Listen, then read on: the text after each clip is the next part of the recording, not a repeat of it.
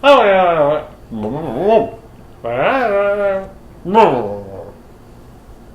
Douggie! Hey, I'm Soman. And I'm Jun! And this is a not very socially distant episode of Evernever TV. Yay! But look who's back! Douggie and Soman. I never thought I would come back. I just did like a 2-week quarantine here in New York after coming back from Florida, and you have been here the whole time. Yes, What has it been in this like? very room. What's New York been like? I've just been in Brooklyn in my little cubby. I've been biking around. I'm like peak fitness. I feel like everyone got in the best shape of their life. Like, I spent 4 months doing nothing but playing tennis and going to the gym. Yeah, everyone's in peak fitness except Douggie, who is just the same. Douggie is lazy and more slobbery than usual. So, Jun's been noticing there are a ton of new fans who are joining the School for Good and Evil fandom. More kids are reading the series these days because of the movie announcement and things like that. And so I thought we'd do an episode to just give a little bit about my background and hope that it offers a little bit of inspiration to those of you who want to be writers. I grew up on a little island called Key Biscayne, Florida. I went to school at a place called Gulliver Preparatory, which was an amazing school, and I was very studious. That was my way of retreating from the world. It was like focusing on homeworks and books. I played tennis, but I was very skinny. At some point when the guys got big, like I just couldn't keep up. I remember one time being like, why can't I play on the girls' team? How old are That's you? how I felt. I was like 15. After that, I sort of gave up on sports, And then I went to Harvard for undergrad where I studied English, and I took a fairy tales class from a famous professor named Maria Tatar. That was where I learned everything about the Grimm stories. But I didn't know what to do with my life, so I became a pharmaceutical consultant after I finished. It's so weird to me because I feel you're doing the most exciting profession now, but you started with such a proper job. Because I didn't know how to make money. Back then, it was not like today, where millennials are encouraged to Follow their dreams? Yeah, no. You weren't? No. I was told, make money, and then you can do things later. So anyway, I was a pharmaceutical consultant. I lasted a year and a half and I got fired. I felt like my brain was so screwed up. It was like, oh, you have to be a businessman. But I didn't like business. So why am I spending my life trying to be a businessman? I remember I used to walk up and down the West Side Highway and just think. And I did that for about a year. I didn't watch TV. I didn't use a computer. There were no smartphones then. And through that process, you kind of find. I didn't find anything. I just walked up and down the street for a year. I was 23 years old, and I just walked out, and then I would get breakfast, lunch, and dinner, and then I would go home and sit in the dark and go to sleep. Then, at the end of that year, I went to India. I was in a movie theater, and I remember watching this movie called Devdas. And I'm watching it, and I was like, oh, I am supposed to be in film.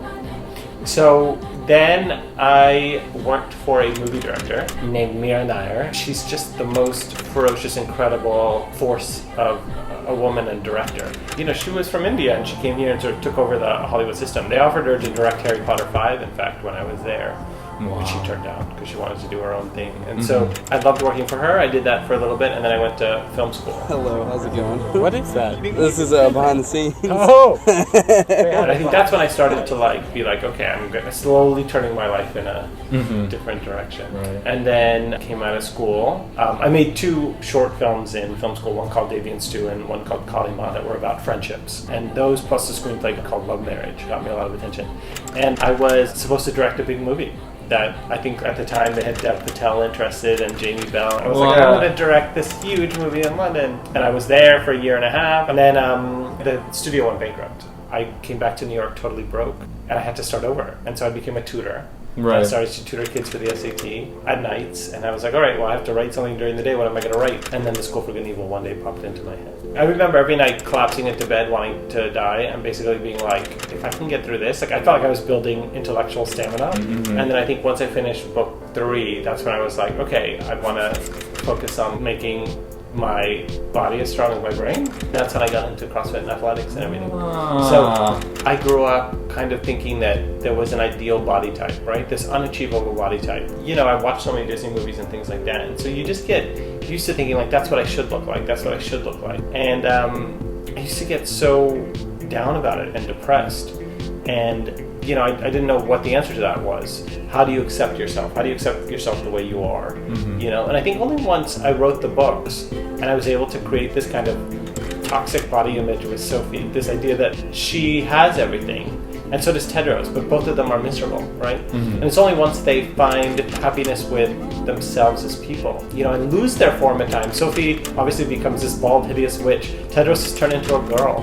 Like, it's losing that ideal body type that makes them become who they are. And so I think writing in that guise really helped me free myself from it. And I think once I started to accept myself exactly as I was when I got into athletics and came at it with the right attitude. Because before it would have been like, oh, I have to get buff, and then you're on the road to like people selling you magic beans. I think all those things sort of play a little part in School for Good and Evil. Like if you look back over everything, the education in film, the growing up on an island, the love of fairy tales, the loss of that movie, you know, it all sort of plays into a part. I think everybody has to look at their life as a story and realize that things happen for a reason.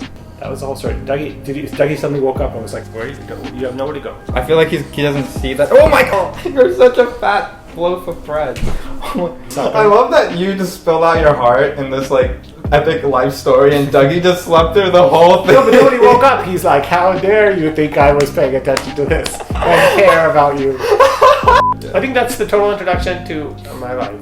And I felt like that was something that the new fans of School for Good and Evil, and I know there are a lot of you out there, might benefit from. So all I would say is, even at your worst moments, because the first 25 years of my life were not great and had a lot of low moments, you'll find your way through them.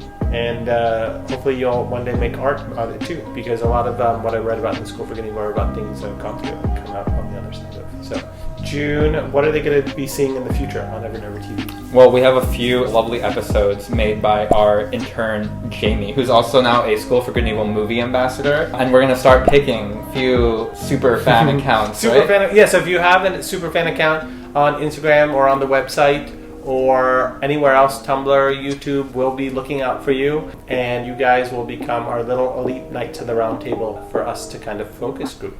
So we'll see you on the episodes in the future. Thanks guys for tuning in, and see you guys soon. See you guys.